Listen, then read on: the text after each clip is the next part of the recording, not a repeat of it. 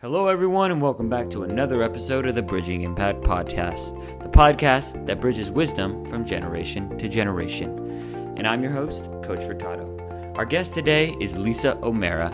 Lisa is a producer for the Hardwood Hustle podcast of PGC Network, and she's also a sixth grade basketball coach, about to be a high school basketball coach, and she has experience as a Division I college basketball coach. In our conversation today, we dive very deep into the power and the importance of cultivating and leading with our hearts as a coach, and really recognizing that basketball is a tool and that it's so much bigger than basketball, and really teaching those life lessons, building lifelong relationships and friendships with other coaches, with players, and making an impact on every single person that we come across with. Really one of my favorite episodes that we have done so far. So really encourage y'all listening to this full episode. So y'all know what to do. Let's dive in. Hello and welcome to the Bridging Impact Podcast today. Lisa, I'm thrilled for our conversation today about coaching and your experience with PGC. PGC's had a very big influence on who I am and what I'm doing today. So I'm excited to dive into that. So without further ado, the loaded question we always ask our guests very first is, what is your definition of impactful leadership, and how does that show up as a coach for you? Well, Justin, thanks for inviting me on. I think this is a great opportunity that you have with the podcast just to impact coaches, and I'm excited to have this conversation with you and dive into, how we can all be a more impactful coach, a better leader. And when you asked that question, when we were talking about jumping on this podcast, of course, I think of leadership as influence, right? But there's a second part to that. And I think that's a little bit of the impact part that you're talking about, is that there are good leaders and bad leaders. There are leaders who have led countries, people, cults, and things to a negative end. But when we think about leadership, we usually think of that in a positive end. And that's the impact part. How do you change lives for the better? How do you help young people develop high quality or positive attributes and characteristics? And so impactful leadership to me is leading to that good end. And it goes beyond, if we're a coach and we're talking to coaches here, it goes beyond just X's and O's or the championship or achieving or the accolades. It's a lot about what you're developing. If you're going to develop accountability, discipline, teamwork, hard work ethic, it goes to it speaks to what happens when like what people say, the ball stops bouncing. It goes to how are we making better people and members of our communities and better fathers and mothers and families and leaders. And so that's what impactful leadership is being able to make that change, to help people grow in that area, to model it, to be, to serve for that greater good. Yeah, it's utilizing the power of sport to enhance the lives of obviously the person that has the experience with sport, but the people around them too, to make them better mothers, fathers, brothers, sisters, and to the people and serving the greater good. So with that being said, we had our pre-call and our pre-pod, and it sounded like you had a lot of experiences maybe with like leadership that wasn't as, positive or impactful. So I'm curious to learn a little bit more about your journey alongside, learning about this impactful leadership and becoming and growing as a coach and person. Yeah, I would say that, what you're talking about in terms of the leaders that I've gone through, or just my basketball experience and the coaches that I've had, it wasn't that any of them were bad. It's just that in my mind, I thought there was more that could be done, or more that needed to happen in me, Right. And you're kind of searching for that basketball experience that's going to check all the boxes for you. And as we know, there's a lot of people who go through their basketball experience as a player very dissatisfied. A lot of parents, a lot of coaches even are dissatisfied. And you kind of wonder, why is that? Because we know it goes, again, it's beyond wins and losses, but there's just a attention there. And so with my experience, I grew up in Eugene, Oregon, played basketball growing up. My dad said girls can't shoot. So my first thing was, well, I'm going to be able to shoot. And I wasn't the greatest athlete in the world, but I had this unique, I think, experience where some people might be able to relate, where on one team at my little Christian school, I was the best player on the team. And then my other club team, I was the last person on the roster. And so I always had that difference between learning how to, be a leader on the team and be a performer on the team and matter. And then also to say, how do I matter as the 10th person over here who doesn't get as many minutes, who gets pulled off every time they make a mistake, and kind of struggle through that. And then going to high school, I had 4 different coaches. I swung up to varsity as a freshman. So I had my JV coach, and I had the varsity coach there. And then as a sophomore, we got a new head coach. And then halfway through my senior year, my head coach got fired. And then I was kind of done with basketball. I thought, okay, this wasn't what I thought it was going to be. I would have loved to play small college basketball, but I just didn't have it in me to stay in Eugene and go that route. And so I just wanted to say, okay, maybe this isn't it for me, and I'll go on and get my degree and find that purpose elsewhere. But I was at St. Mary's College as a freshman, and there was something missing in the first week of school. And I just thought, gosh, I would love to have a team. I don't know if it's club sports. I don't know what it is. And I was in the right place at the right time and ran into this girl who said, hey, I'm going to try and walk on. Do you want to walk on? Or do you want to come with me? Because this first step was to walk into the coach's office and tell him you wanted to walk on. That was step 1. And it was Coach Thomas's first year at St. Mary's. And it was a Division I school, so I had no business, even thinking about it, but you never know. So I got the chance. It was a 6-week tryout period. So then again, here I am at the bottom of the barrel, just trying to survive the season. And it was, like I said, first year trying to change the culture. So we had a lot of adversity, and I ended up walking away from that experience into going back home to play at the JC for, a lot of different reasons, personal reasons, team reasons, but really I just didn't want basketball to end. And I thought if I was at St. Mary's without basketball, I don't know what I would do. So I went to the sure thing. The sure thing was going back to the JC, played for a successful coach, Greg Shealy, as you know, and enjoyed that experience, and then got recruited to play at Oregon Tech, which is an NAIA school. And after my junior year, my head coach got fired there. I got a brand new head coach. I was actually part of the interview process for the new coach, which was a really interesting experience, learning the insides about how you apply for a job, a resume, interview questions, how do you pick a coach. And, a lot of these adults in the room, were kind of showing me the ropes in that regard, which was pretty cool. So then I left there and got back to St. Mary's College to do my master's, and just luckily enough, right place, right time, was able to join the staff and eventually move up into coaching. Quite the journey there. Quite the journey. Quite the journey. So maybe I misinterpreted in terms of talking about bad leadership as much as it sounds like your experience was a lot of adversity and change. And I'm curious, you talked about also being the best on a team and then the worst on a team. And I can relate too, because I went to a small school, and I may not be the very best, but I was one of the better ones. And then I rode the bench in varsity, right? So I feel like that's helped me as my experience as a coach, but I'm curious if this journey of kind of going through a lot of this adversity and different, coaches, and also being the best and the worst on the team has helped influence who you want to be as a coach. Yeah, I think a couple of things. One, which I don't think is, there's a lot of talk about culture. And you can read Daniel Coyle's the Culture Code, and you can try to create pillars and value system and really check all the boxes on intentionally creating that.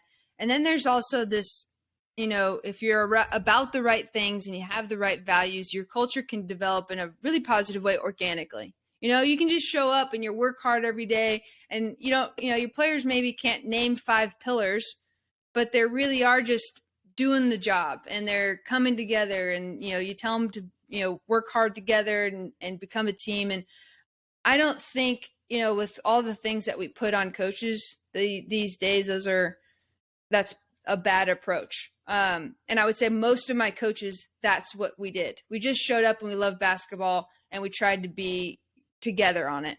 But a lot of what coaches are doing now is, okay, well, we need the 5 pillars, and then I'm going to recruit these players to come to my program, and here's what we're about. And the error that happens in that regard is that, well, they don't live those things out.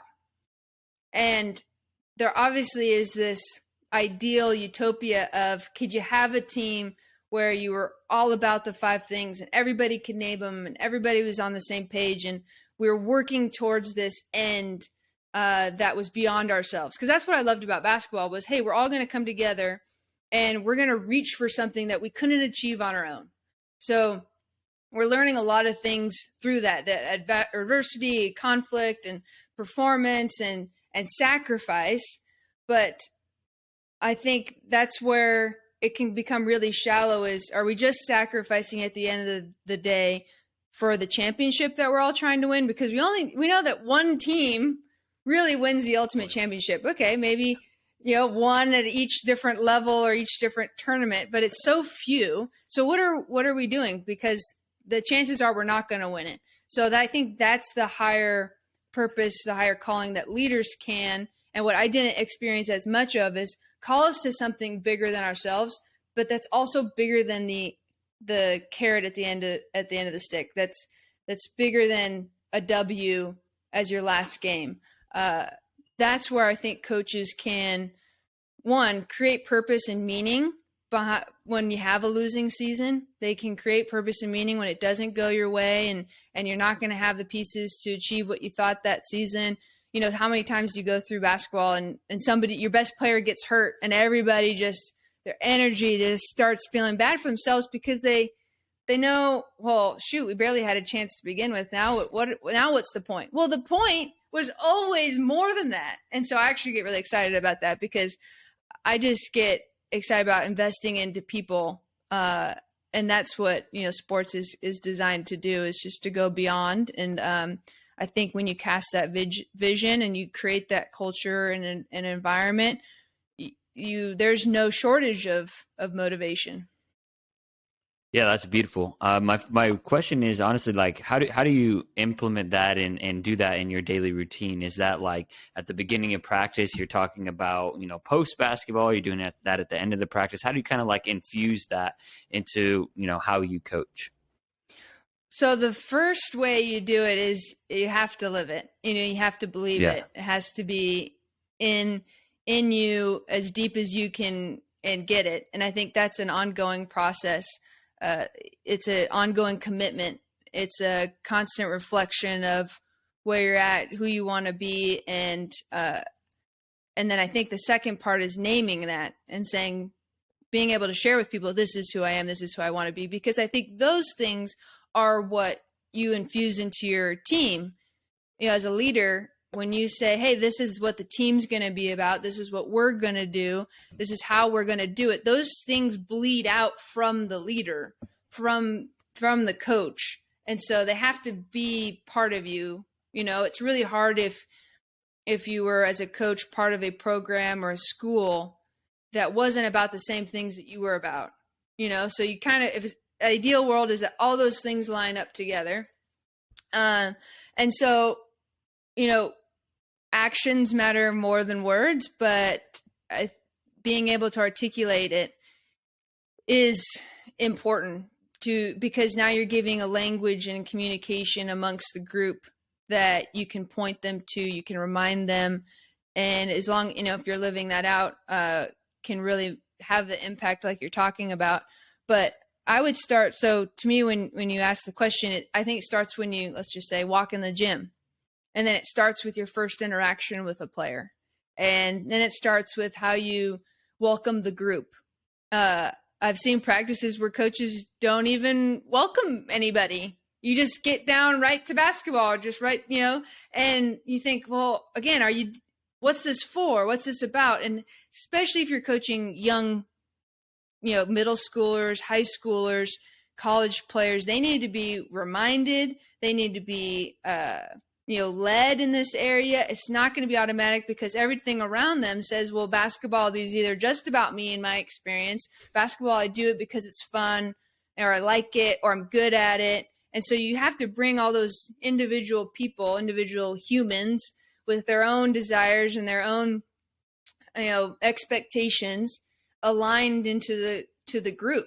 And so if you are creating a team, if you're doing a team thing, not just like individual trainings or workouts, then how do you do that? I think you start with practically, again, like I said, how you connect one-on-one, how you welcome people, and I think that gets into the belonging, which we might talk about, but in the environment. But then you welcome the group, you remind them what you're doing, why you're doing it, and then you find just different ways to practice those things or test those things or give your players some adversity to go through. And it's you're really always playing the long game. You're never going to change a player overnight. It's going to be through trust, through relationship, through constant mentorship. And like you said, or we've talked about previous to this call, just meeting them where they're at.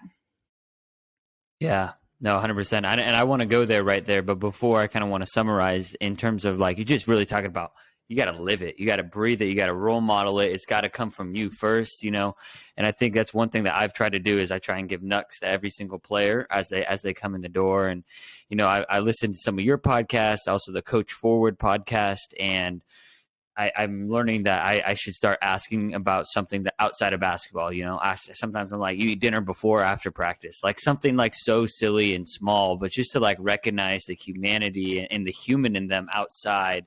And then as I'm hearing you talk, I'm like, I need to, start tying this into, more like life lessons, right? Like being concrete. So there's, and that's just being a coach. And I know that you and all of the PGC family is like always trying to get better as a coach. And that's why we're here. So I digress, and going towards belonging and creating a culture of belonging, because I think that's really important, and especially in this day and age, like it's not the Bobby Knight era anymore where you can say and do whatever you want. You got to create a culture where people really want to be there. And I remember you talking before on this call about making it the best 2 hours of their day, making them look forward to it. So could you elaborate a little more on that? Yeah. So when I was thinking about belonging, I think first and foremost, just thinking about that human piece. And that was a big thing for me too, because you can't just check the box to check the box. Like, again, it has to be genuine. Like, any player can eventually fish out the phony in the room. And so seeing them as that and meeting them where they're at, but of course, giving them a value, a role and value of, what opportunity they have on the team and how that's going to impact the team and help the team achieve their goals. And again, I think there's two goals for the team. There's the we are playing basketball and we are trying to win. So you're going to help us get there here. And then there's this other goal that we have of, being developing servant leaders, whatever that might be for you, or developing accountability in our program and responsibility and integrity. So how are you going to help us achieve that goal? And everybody has a role in that and has an opportunity to grow in that. And so I think it's casting a vision into the greater goals of the team, and it's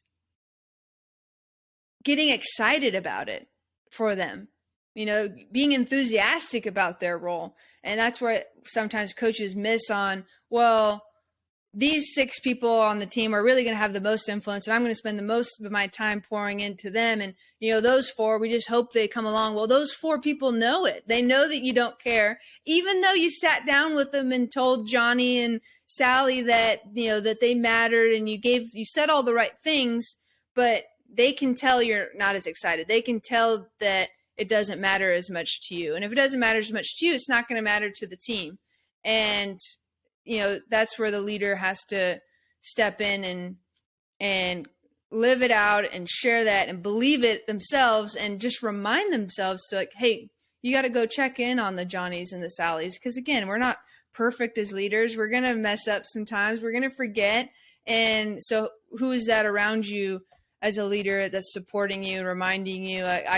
My husband's a rugby coach, and I'm always helping him, coaching vicariously through him sometimes. But that's like, to me, I feel like, but that's why I'm his wife. Like I'm here in a supporting role to say, how can I help you? And then one of those things is to give you good reminders, or to, it's the checks and balances. Like who's giving you the feedback to say, oh, you might've got that one wrong. And that could be a fellow coach. That could be a mentor. That could be a spouse. It could be a best friend. But we need those people. Yeah, the accountability is real for sure. And I think that's one thing that I have honestly been challenged with as a coach. Like I definitely, especially like, I'm even thinking like outside of, basketball and coaching, like just working with kids in general. I think I struggled, and I still like, it's something that I have a little bit of a challenge with. I'm a little better about it now. And it's like walking the art of like, I used to kind of get kind of pushed over like pretty much from kids because I was so nice. Right now, I kind of understand the importance of accountability.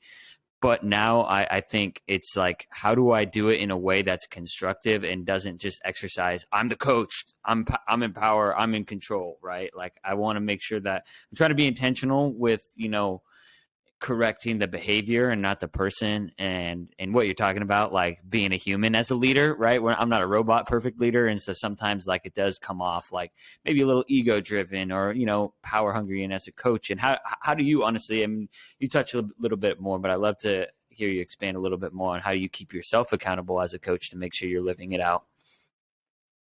That's a good question. Well, I'm really blessed to have some, great people in my life, besides my husband, and beyond being a person of faith and having, my Christian values kind of be a light and a guiding, and I definitely spend a lot of time reflecting on am I living out the things that I say I am?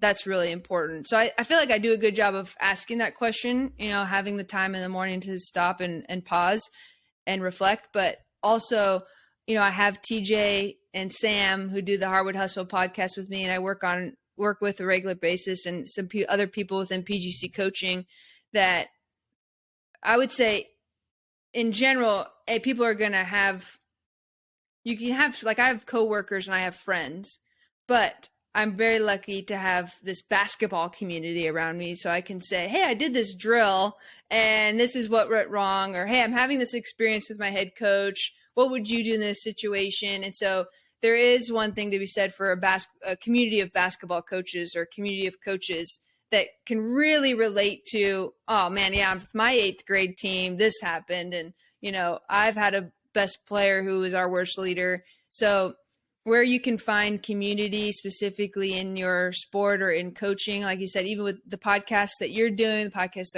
that we're doing, those can really help a coach guide them and provide some checks and balances. But that's where, one thing I heard in a podcast a few years ago that's always stuck with me is when you get some feedback, we don't always like it, but sometimes, especially in PGC, we get a lot of feedback, a lot of coaching, and it's not always what you asked for. You asked for it, but you really wanted them to just tell you how good you did because you just wanted some encouragement.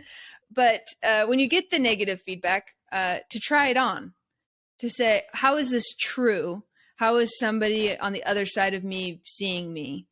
That has been really helpful. I think that comes with a little bit of humility, and to ask, even if I feel like they're wrong or I want to be defensive, or what's my first resistance to that, to be like, okay, how is this true? Or how is this right? Or how could that have been the interpretation or the message that they received from me? I think we all just need a little more of that. And sometimes it's wrong. You try it on and go, that's not what I meant. That's not what happened. Those weren't the facts. Or, man, I just need to circle back and maybe apologize and retell the story because that's not me. And maybe it had a little bit more to do with them. But you got to try it on first.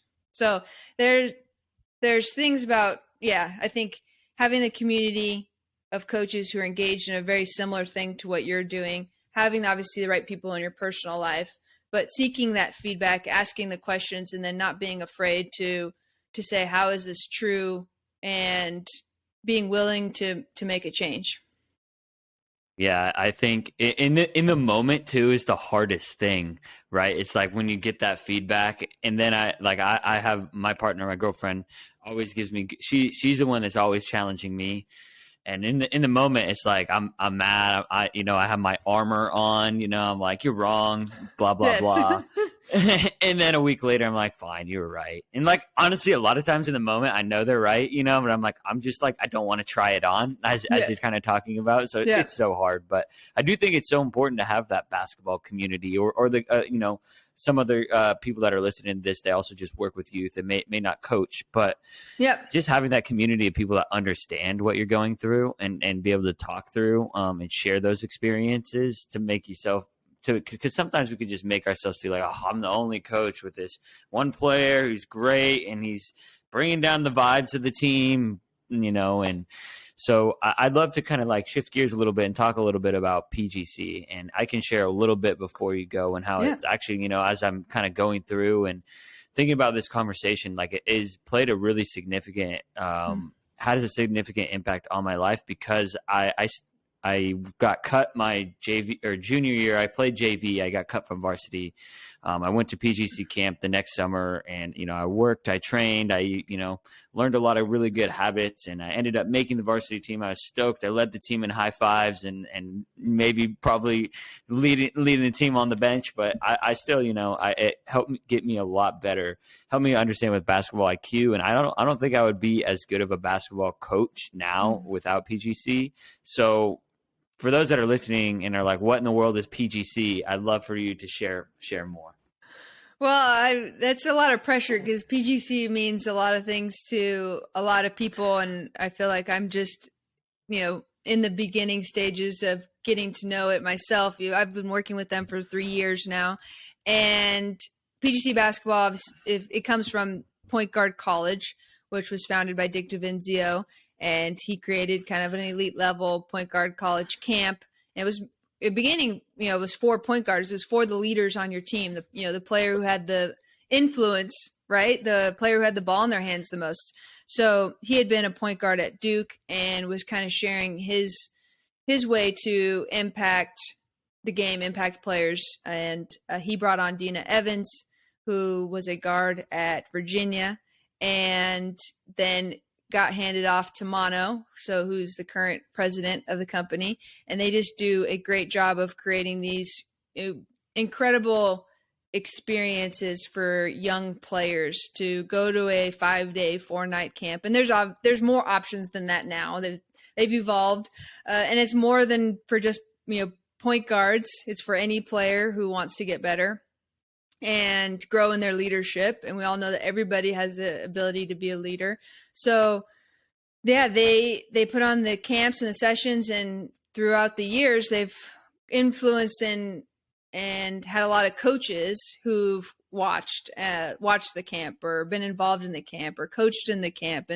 And with that, we created PGC Coaching to have a platform to mentor coaches who had the questions, who were like-minded like us, and were going, beyond basketball and really developing the leaders in the game as players and as coaches. And we have the Hardwood Hustle, which was kind of passed on through a few different hands of Alan Stein and Adam Bradley, and now to TJ and Sam and myself. And again, we're like the Hardwood Hustle.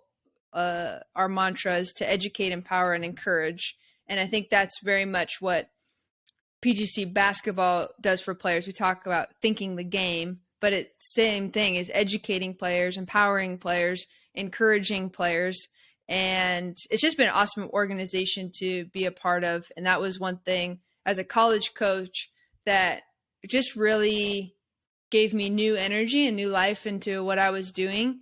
And I found kind of like-minded people, and it was the right time for me to step away from that and join PGC, which I work remotely now. And it's just been a great experience. And so it's exciting to see the impact you can have on the game and on players. And I never attended as a player. As one thing I remember there back in the day, you had to kind of apply to get in. So I don't know what that was, and it was far away from home for me, so I never did it. But players walk away from that experience changed, and so it's awesome just to hear every year, every staff-wide call, we share a story about a player, the impact that the camp has had on a player. That's beautiful. So with that, I think honestly, one of the things that I'm thinking about is like there's a lot of like basketball intelligence that goes through, especially at PGC. One of the toughest things that I had, and I know a lot of other young coaches experience, is being able to go from playing the game to coaching the game, but also like teaching the game. So I'm curious if you would love to like expand on your journey in learning how to teach the game, to youth, to new players, to more advanced players. How do you got an advanced, you got a lesser advanced, all that good jazz that comes with coaching, but really teaching the game. Yeah. So that's a loaded question for sure. I think everybody's still trying to get up to speed in this area as quickly as possible, because teaching the game is, the next competitive advantage. I think that it's untapped in some ways. We've started learning about leadership. We've started learning about culture and analytics. And now we have, okay, well, can we teach it? And part of that is because so many coaches are looking back at how they coach and they realize they're not actually teaching anything. Or the reason why their players aren't doing what they said, and they said it 12 times, is because they need to become better teachers. I think it's John Wooden who said we haven't taught until they've learned. And so I think we have to take a couple steps back now in our coaching and evaluate that. And that part gets me excited. I think because there's something about teaching that I just love, seeing the light bulbs turn on for a player, seeing them grow in their understanding of the game. And part of that is because you don't have to be the best athlete in the gym to be a smart player and to make plays on the basketball court. So it's really fun to see them grow in that area. So what I think first, when I think about teaching, when I've evaluated and gone through, again, I had all these coaches in high school and college, and I was always thought I would coach someday. And I just like the idea of bringing a group together and achieving this thing like I've talked about. But now it's, well, are we practicing on the court what actually happens in a game? Or are the things that happen the most the things that we practice? Are the drills that we're putting them into, or the situations that they're putting, are they game-like? Are they game realistic? Is it at game speed? Is it we're practicing with no defenders, but then when we put defenders on that, we're really frustrated? Well, I think we need to do a little bit more of that. How do we, progress them from learning the skill and the development in that regard, and then being able to make a read, make again, a game-like read. My husband and I were just talking yesterday about some of his rugby drills that they do in their practices, and he works with a professional team here in Austin, and saying, okay, if you set up the drill this way, and I've had this in basketball all the time too, is we say, okay, we're going to make a read. Whereas, let's just say you had somebody driving from the wing, and as they drove to the basket, the help defender comes and they have to pass it off to the open player, like 2-on-1 maybe situation. Well, It's not a read if the help is always coming. So the player, maybe that's a good way to get the initial action done and the player to understand, okay, this is what it's going to be like if that's the solution to that particular problem. But when you give them the same problem, and so the help always comes, so I always make the pass, you've taken the read out of it. And then you go into the game and you say, well, something happened, and then you just made the pass without even looking. Well, because they just did this kind of regurgitated motion. They kind of became a robot out there. And the same thing with like help side, like if the drive comes, you're going to help. Well, every time the drive comes, so every time I help, when do I not help? That's just creating some game-like scenarios, or just even, I'll give you one more before you can ask me another question. But the other one that drives me a little nuts is just maximizing reps in your practice. So when you have 10 players and you put them in a line and each player goes one at a time and you just watch the other 9 players watch or throw their ball in the air or dribble around, I don't even blame them. You know, I remember as a player being yelled at for not paying attention or something, but you've made the practice very boring, rudimentary. Like we gotta do 2 ends, do 2 sides and 2 ends, you know, maximize, especially for the youth. They just need to be doing and playing and getting as many reps in as possible at the skills that you're talking about. And it's okay if they're not being coached on every rep, you know, like just continue to circle back. We don't need to overload them with the feedback on every time they need 3 things to work on. No, just work on one thing at a time. Tell them when they got it right. You know, go again. I think it's playing the long game instead of trying to fix everything in one practice. I mean, you're bringing up a lot of good points, and I work with a lot of different coaches. So we work like, it's kind of like a basketball academy. So I guess similar to PGC, but it's like for more beginners, just focusing on fundamentals, less so than like the high IQ players and teaching that. But, you know, I one thing that I've been trying to do more is that game like, and I think I went to a USA basketball clinic and like I just like learned so much. I'm just like, why am I doing all this cone stuff? They don't go against cones, you know what I mean? Like, especially for the more advanced ones, I'm like always creating game like scenarios, always making it competitive, and teaching every 5 to 10 reps because, you know, I think they're getting an overload of information. They got this coach yelling this coach yelling this, and you know, so just trying to be mindful of that. And I'm curious, like for you, like how do you stop yourself? Because I know sometimes I'm like I'm trying to get better at like asking them what they got better at the end instead of just lecturing at them at the end of practice. I heard about teaching. They actually have, someone was talking about that they have attention spans like 7 seconds, and I'm like, you got to teach in like movie clips, you got to teach in TikToks, whatever you got to do, bullet points. Like that's how you have to teach now. And to be honest, it's probably like for me, like I can't think about one time like I truly listened to someone that, you know, when I was a player. So how do you like keep yourself accountable for like, you know, kind of teaching in bullet points and letting them kind of learn on their own too?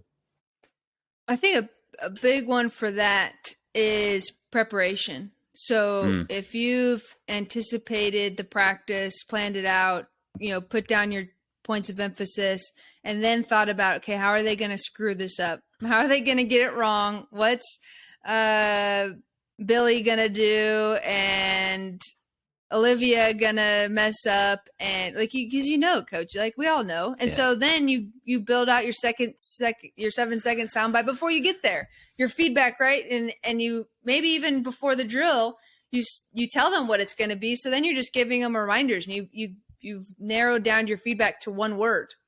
You know, if they don't go off 2 feet and you've taught them what that means or what that looks like, eventually you'll be able to abbreviate and you'll be able to say 2 feet. And the player, that's all you need because you've just told them already before you've gotten to that point. But then, like you said, there are times when you need to give the full sentence. And in order to be as concise, I think you have to think about it ahead of time. Now, great coaches have figured this out, and it wasn't through preparation. It was just through experience, and then evaluating their experience and saying, how can I do better? And you naturally, as a coach, if you're just getting into it, you're going to get better. This stuff's going to get easier. It's going to come to your mind quicker. But I do think we can accelerate our coaching development by preparation. So that's one thing. And I also think just keeping in mind, I think what I already said is to not try to fix everything in one practice, to line out, okay, what are we going to get better at today? And what does this player need to get better at? What's the one message that I need this player to do, and not give them the 5 things, because you really are overloading them. But I also, just to defend a little bit, I don't even know if this is just anecdotal evidence, but there's something to be said for how you make somebody feel. They might not remember the 3 things that you said, or they might not remember, your long-winded story to them, every little detail. Right. Now, stories are more memorable, so maybe you work in stories more. But they're going to remember that you cared, or they're going to remember that you had some knowledge, and they're going to come back for more. And even if you have to repeat it, there's some good to that, because Yeah, for sure. you can't not just have the conversation. Have the conversation, Yeah, of course. even if it's not it's longer than 7 seconds. That's good, because there's a connection or a transaction that's intangible also that's going on. Yeah, 100%. Yeah, and players don't care how much you know unless they know how much you care. So for sure, going into that, I think I was just trying to bring across the point of when we're trying to teach and give feedback to go in bullet points versus lecture. But definitely, I mean, sometimes like there are those practices where you have to quote unquote kick them in the butt, and it's an accountability practice, and they're all over the place. So like, it's just so much of an art. And as we're wrapping up, the final question before the final section I have for you is how do you keep developing as a coach and as a leader? Well, it's always a journey, and you see it as such, and you give yourself a little grace along the way. You invest in the relationships in the coaching community, so they in turn invest back into you, and so you find, I think, as in our coaching and our sports world, we get this really competitiveness, and we kind of find reasons not to like each other, and we're all on the same team. Like, let's make friends. You need companionship, because this coaching journey, whether you're any profession, but especially in teaching, especially in coaching, where it's hard, it's difficult, and it's going to keep you up at night, and you're going to check all these boxes, and you're still going to fail. And I think that you have to get that encouragement, surround yourself with the right people that are going to do that, but also just reach out and get outside yourself. If I shared one thing that I guess it could be a regret as a player, I was thinking about this through some of the pre-questions you've given me, and as a player, even my dad had kind of put into me that, okay, this is more than just basketball, so when things aren't going your way, and you're not playing as much, or your coach is yelling at you, or something's going wrong, I'm going to hold up a C. I'm going to hold up a C in the stands. You're going to look up and see it. And that stands for character, and just recognize what you're building in your character. So I thought that was a huge thing for me, and it always helped me. That's powerful. This is more than basketball. Okay. And like, I could kind of hold on to that when it seemed like everything else was lost. Right. But I've also reflected recently that it still, unfortunately, was all about me. And it was, okay, when things aren't going my way, I'm going to focus on building my character. And I was really competitive. And like, the worst relationships I had on the team were always with the player that played the same position as me. Like, I didn't know how to reach out to that teammate and really be selfless in that relationship. And it's good. Like, competitive is good. I had one coach brought me and the other player into the office and read our stats to us and said, Lisa averages this, and she averages that, and all the way down the line. And it was like, I was the starter, so I didn't know, what are you saying, coach? Like, so anyways, coaches want that competitiveness. Like, we already had the competitiveness. I think after I left as a player, I looked back, especially when I got into coaching, I just thought about the opportunity that I missed to be a good teammate for the sake of being a good teammate. For nothing else. Not because being a good teammate was going to help us win more games. Being a good teammate was just another human to another human, building long-lasting relationships. And some players many people are better than me and have done this. But that was just, I think, where you have to learn how to zoom out. And even in coaching, can we zoom out and serve the other coach in our league, reach out and be a friend, a mentor to the young coach who just came in. Make sure that you're sharing resources, sharing encouragement, because good coaches are leaving the game more than ever because they're tired and they're burnt out, and it's hard and it's not worth it. And they don't know where to go. And so if we actually came together, and, created some alliance, and again, there's ways to do this virtually. We have PGC coaching, we have the podcast and all that stuff, but what we can do, especially with, the COVID, that period of time was really hard when we couldn't be together in person as much, but now we can, pick up the phone, go meet for a coffee, go do a clinic together and have that one-on-one, or small group relationship, where it's really genuine, and you're creating a little community within your, local area. I think that's huge. Yeah, I couldn't have said it better myself. You're really summing up.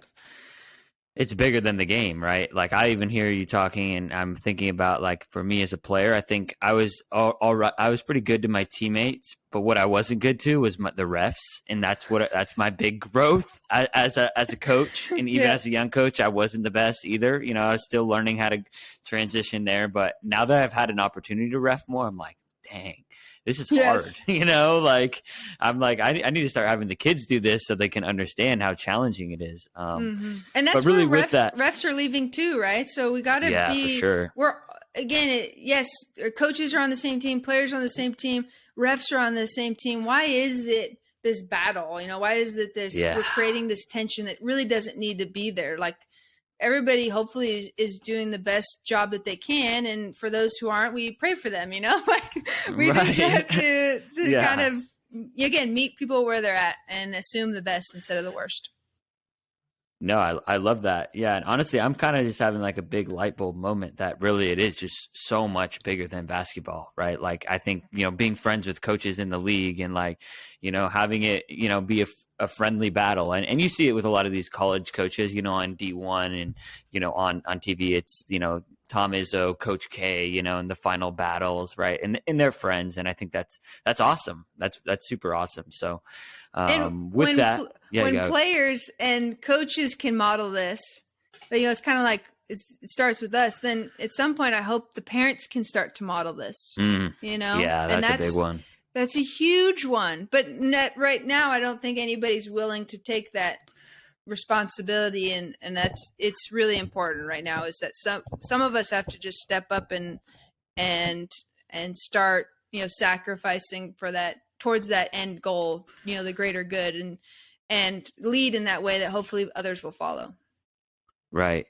I'm curious though. I'm not a parent, so I can't really speak on this, but I definitely I've worked with some pretty wild parents of coming on, and I'm talking about 4 and 5 year olds of coming on the court and yelling at a 5-year-old for kicking her son, and he's 5 years old, and had to pretty much split up, the father and mother, and I was like, what in the world? Y'all are 4 and 5. They have 15 years more left of basketball at least. Don't make them quit basketball at 4 or 5 because you're so invested in not necessarily a good way, right? I'm curious if you have any advice towards for coaches and working with parents.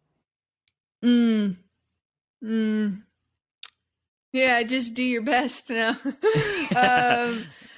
I think that's where, and you're probably going to get at it with your question here at the end, but I think we have to get our heart in the right place and our mind in the right place, and find the resolve to take the higher road, at all costs, and set the appropriate boundary in place, and even just to set the line of your integrity in place. Hey, this is, and you kind of, again, to me, it's a daily thing, a daily heart set it up right. Yeah. Because you are going to be tempted to be impatient, to get frustrated, to get angry. And if your personality lends itself to a shouting match, or a really nasty text or email, or anything in your communication where you might regret it, you have to be able to have some self-control. You have to have somebody, helping you. Okay, it's just one parent. It's just one situation. It's going to be okay. And that parent, having some compassion for that parent, where they're at, what their situation is. They're bringing in to the basketball parent experience a lot of their own angst, expectations, life problems, issues, family, work, and you can really be a light for them, to, again, meet them where they're at as a parent, help them to say, this is where we're about. And I do think at some point to draw boundary lines. Like, so I think some coaches kind of sell their soul to the parent and say, oh yeah, we promise if you come and play for us, this, and this, and then you're really in trouble, because again, you've kind of sacrificed the greater good for what, one better player or 20 points a game. Like if we're about more than that, like we've talked about today, then it's a very slippery slope. So I don't have great advice. It's I've been lucky enough to be an assistant coach. So I think building that relationship with parents and keeping the main thing, at least is a good place to start. That's a place to start. So lastly, final words of advice for young coaches, resources, and where they can find and connect with you and or PGC. Yeah. So pgcbasketball.com. I'll start there because they're the cream of the crop in terms of what they're doing in the basketball space. And I don't work on the camp side, so I'm saying that because I just know watching what they do and how they do it is awesome. The directors are awesome. So pgcbasketball.com, and you can follow our Twitter account at PGC Basketball. And then mine is at Lisa_O'Mara_, which I'm sure if you're listening to this, you'll see my name there. And what else did you say? Resources for coaches. There's so many good basketball. And final words of advice. There's so many good basketball resources. Obviously, recommend the Hardwood Hustle. We talk a lot of things about basketball, even X's and O's. So we kind of try to cover it all. I would say a great resource, one I'd probably put my biggest stamp of approval on, is Doug Lemov's books. So he's got a few that he's co-written, and his latest one that is The Coach's Guide to Teaching. The one before that was Practice Perfect. And he also does Teach Like a Champion, which was for teachers. He kind of comes from the teacher space. That is a great place to really look at how you're teaching and coaching the game. So that's got to be number one on the list if you haven't done it. And then part of that is then dissecting it, trying to apply it, and then working with other coaches to say, hey, this is what we're trying to get. Because it's not, again, it doesn't happen overnight. So take what you're learning, try to apply it, get some feedback, reflect on it, ask another coach what they think, what do they do. That, I think, is sort of a really big piece to the teaching. And then my advice and encouragement is just kind of to keep fighting the good fight. I think we're doing a great work in our communities and our teams, programs, schools, country, and we need coaches who believe in this endeavor, and again, that goes beyond X's and O's and building up our young people, investing in them, and giving them an opportunity to be a part of something really special.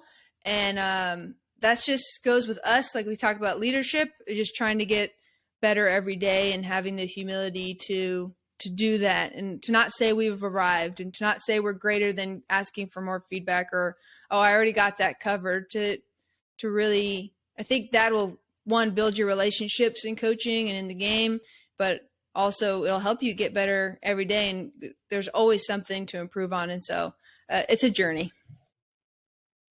It's a journey. There's no better way of summing it up. Thank you so much for your time today, Lisa. I really enjoyed the conversation, and I know I got a lot out of it, and I'm sure the listeners did as well. I have multiple things that I'm rethinking in perspective. So I really appreciate your time today. Well, awesome. It's a joy to be here and to share with your group of coaches and community. And just thank you so much for inviting me on. Thank you for listening to this episode of the Bridging Impact Podcast. We'd love it if you would like, subscribe, leave a comment and a review on whatever platform you're on. It's the best way to help us grow. We appreciate you for doing that. We'll shout you out on social media. I'd also love if you connected with me on social media. Let me know your thoughts. And this is why I do it. I want to share knowledge and wisdom from experienced leaders to people like yourself and myself, so we can have this dialogue and move forward, make an impact on the world. So stay tuned, stay subscribed. Cheers.